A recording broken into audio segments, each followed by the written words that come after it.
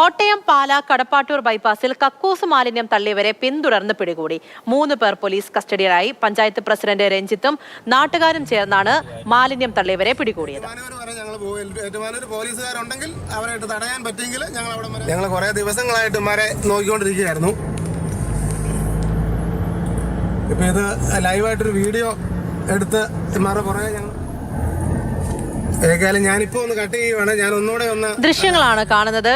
3 പേരാണ് ഇതുമായി ബന്ധപ്പെട്ട് പോലീസ് കസ്റ്റഡിയിലായിട്ടുള്ളത് എന്നാണ് വിവരങ്ങൾ ലഭിക്കുന്നത്.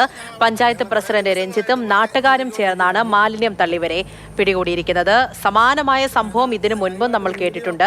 നാട്ടുകാരൊക്കെ പിന്തുടർന്ന് പിടികൂടുകയും പോലീസിൽ ഏൽപ്പിക്കുകയും ചെയ്യുന്ന ഒരുപാട് സംഭവങ്ങൾ കേട്ടിട്ടുണ്ട്. ഇത് മാത്രമല്ല, മറ്റു മാലിന്യം വഴിയരികിലൊക്കെ കൊണ്ട് തള്ളുന്നതും മാലിന്യ സംസ്കരണവുമായി ബന്ധപ്പെട്ടുള്ള നിരവധി പ്രശ്നങ്ങളും നമ്മൾ ചർച്ച ചെയ്തതാണ്. കഴിഞ്ഞ ദിവസം പോലും മാതൃഭൂമി ന്യൂസിലൂടെ മാലിന്യ പ്രശ്നത്തെക്കുറിച്ച്, നമ്മുടെ സംസ്ഥാനത്തെ മാലിന്യ പ്രശ്നത്തെക്കുറിച്ച് വിശദമായി നമ്മൾ സംസാരിച്ചതാണ്. എന്നിട്ടും ഈ വകയുള്ള പരിപാടികൾ ഇങ്ങനെ തുടരുന്നു എന്നുള്ളത് കഷ്ടം തന്നെയാണ്. ഷിനോജ് ഉണ്ട്. ഷിനോജ് പറഞ്ഞോളൂ.